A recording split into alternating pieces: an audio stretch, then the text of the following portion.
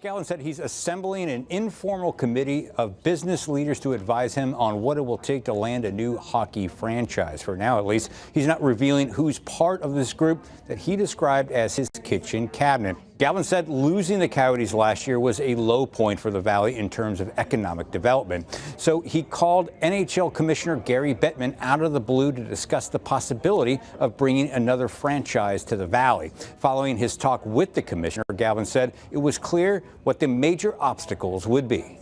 These are the two things I think that need to be identified after my discussions with Gary Bettman. One, identify an owner, and two, identify a location for a world-class facility.